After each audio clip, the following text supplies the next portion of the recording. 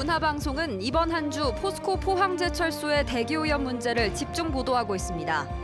포스코는 포항의 최대 오염물질 배출원인데 정작 포스코를 관리 감독할 행정 조직이 포항에는 없어 제 기능을 하지 못하고 있습니다. 신종 코로나 바이러스 여파로 포항과 경주에서도 내일 정월 대보름 행사가 모두 취소됐지만 소방당국과 행정기관의 산불 방지 활동은 비상체제로 운영됩니다. 여러분 안녕하십니까? 포항 MBC 뉴스입니다. 포항시의 대기오염이 얼마나 심각한지 그리고 그 중심에 포스코 포항제철소와 관리 감독을 제대로 하지 않는 경상북도가 있다는 보도 지난 사흘간 해드렸습니다. 중앙정부나 지방정부 모두 미세먼지 대책은 쏟아내면서도 정작 최대 오염물질 배출원인 포스코를 철저히 관리할 수 있는 시스템을 만드는 데는 손을 놓고 있습니다. 장성훈 기자입니다. 경상북도의 대기오염물질 배출 관리에서 포항제철소는 말 그대로 사각지대입니다. 대표적인 사례로 지난 2018년 제2경북도청격인 환동의 지역본부를 포항에 설치하면서도 환경 담당 부서는 옮겨오지도 않았습니다. 포항제철소에서 내뿜는 대기오염 물질이 경북 지역 배출량의 대부분을 차지하는 걸 감안하면 상식에 맞지 않는 행정입니다. 환경 단속 업무는 신속성과 현장성이 생명인데 차로 1시간 30분 거리인 안동 본청에서 수시로 오가며 단속하는 건 사실상 불가능합니다. 지금 그 수치를 보면 내일이라도 당장 이 환동의 동부청사 내에 환경 전문 감시팀이라든지 관리 감독할 수 있는 그 기능이 당장에 설치가 돼야 된다고 봅니다. 포항시가 지난해 경상북도에 보낸 공문입니다.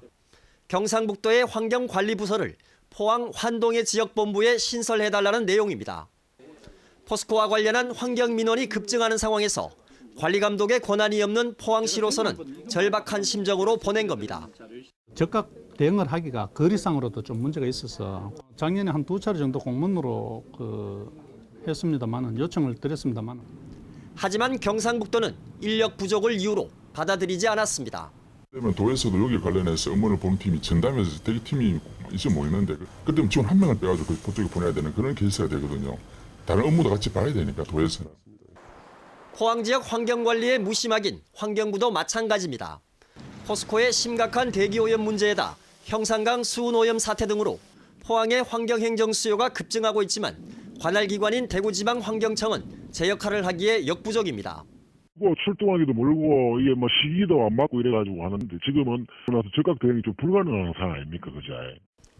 2009년 이명박 정부 시절 폐쇄된 포항 환경출장소를 서둘러 재설치해야 한다는 여론이 높지만 수년째 묵묵부답입니다. 지금 환경부에서는 출장소를 다 지금 없앴거든요. 대구청 차원에서는 이걸 검토를 현재는 한 게 없습니다.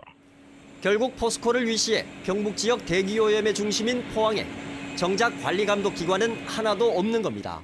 포항 시민들은 애타는 심정으로 그것을 바라보고 있음에도 불구하고 지금 포항시 환동의 본부가 있음에도 불구하고 그것을 전혀 이관하지 않고 경상북도가 직무유기에 가까운 행태를 보이고 있다고. 경상북도는 최근 용광로 브리드를 통한 오염물질 무단 배출과 관련해 포스코에 예고했던 조업정지 10일의 행정처분을 7개월여를 끌어오다 결국 백지화했습니다. 절차와 이유 모두 석연찮았고 환경부는 권한밖의 일이라며 눈을 감았습니다. 포스코에 대한 철저한 환경관리 감독이 고양이 목에 방울 달기만큼이나 요원하게 된 현실에 대해 경상북도와 환경부는 감독기관으로서 얼마나 최선을 다했는지 스스로에게 물어볼 일입니다.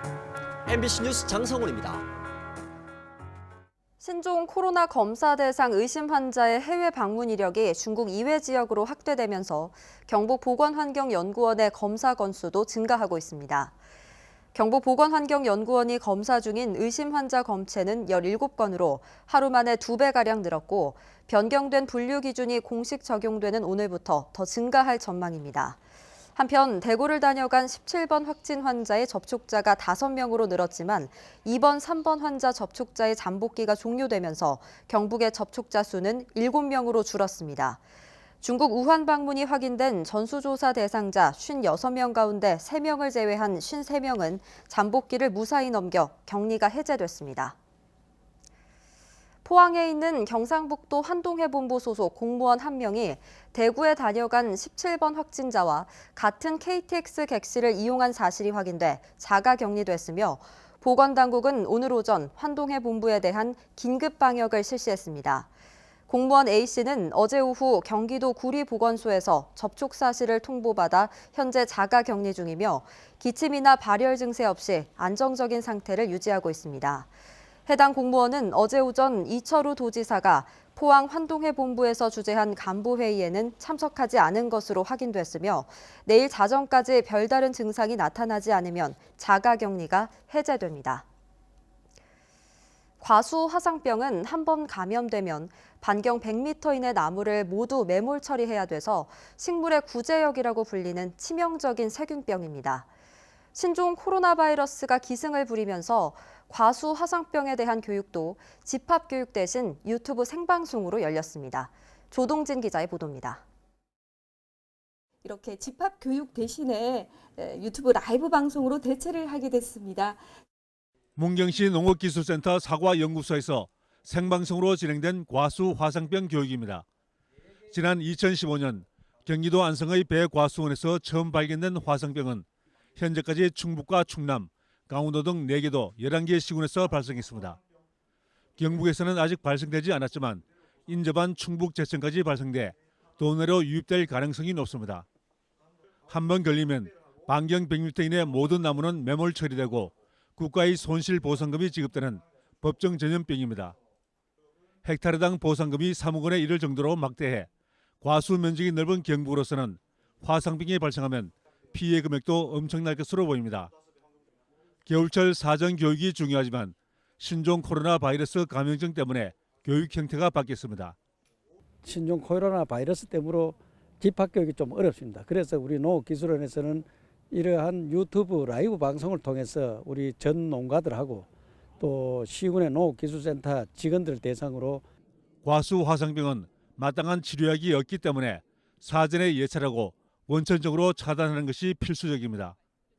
겨울철에 한 차례 방제를 하고 새순이 필 무렵 약제를 뿌려줘야 합니다.